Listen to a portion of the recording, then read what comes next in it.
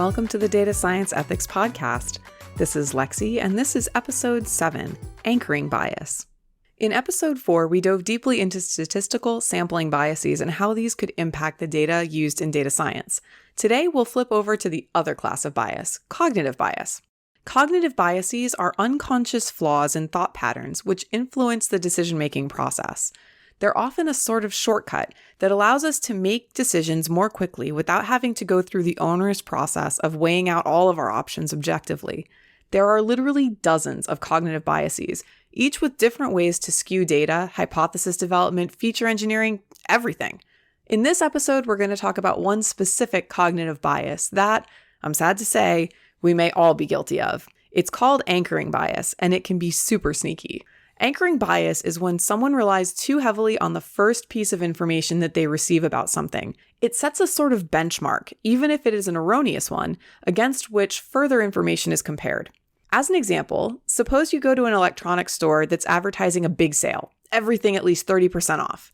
You find a cell phone that shows a sticker with a price of $600 that has a slash through it. The new sale price is $400. You're getting a 33% discount by purchasing during the sale, right? Well, maybe. It depends on whether that $600 original price was true. You were signaled to look for big discounts, that all items would be at least 30% off. But off of what?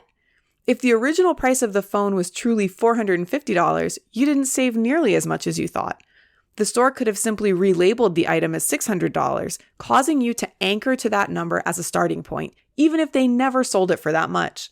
They created the anchoring bias by showing you a higher price first, then stating that they had reduced it. That's the same principle infomercials have used for ages. When you don't have a context for how much something should cost, they tell you. And then they tell you that you need to act now to save off that baseline they just set out of nowhere. Like I said, super sneaky. Another area where people claim that anchoring bias has affected outcomes is in medical diagnoses. When visiting a doctor, the first information they receive is often a glance at the patient. They do a first assessment right there, gathering some data about what they observe of your body composition, movements, general look, and so forth. They might then also receive your vital statistics, collected by a helpful nurse or physician's assistant. These statistics include your pulse, blood pressure, temperature, height, and weight. From your height and weight, they calculate a body mass index, or BMI.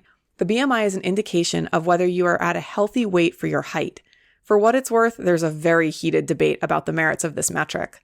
A BMI between 25 and 29.9 puts you in the overweight category.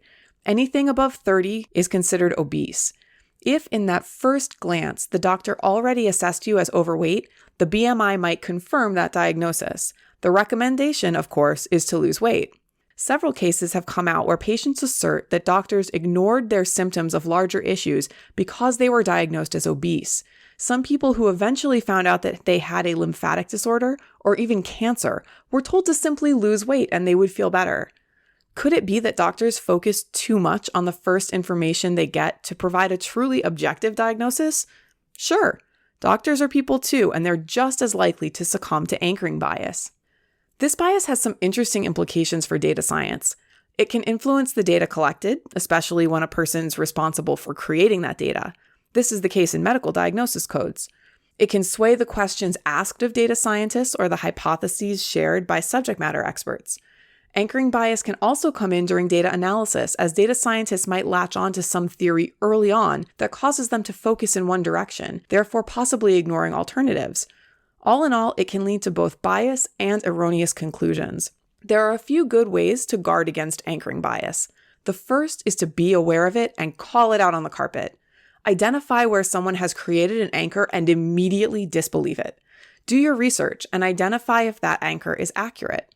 Second, get more perspectives. Diversity is a great way to introduce additional opinions and hypotheses so that you don't overtly focus on a single path.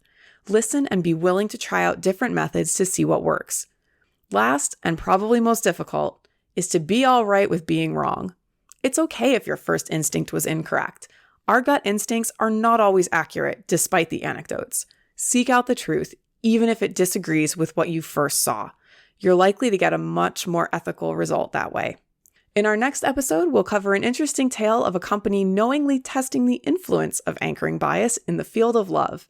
Can anchoring bias really impact our heart's desire? Find out next time. I hope you've enjoyed listening to this episode of the Data Science Ethics Podcast. If you have, please like and subscribe via your favorite podcast app. Join in the conversation at datascienceethics.com or on Facebook and Twitter at DSEthics. See you next time when we discuss model behavior. This podcast is copyright Alexis Casson, all rights reserved. Music for this podcast is by DJ Shaw Money. Find him on SoundCloud or YouTube as DJ Shaw Money Beats.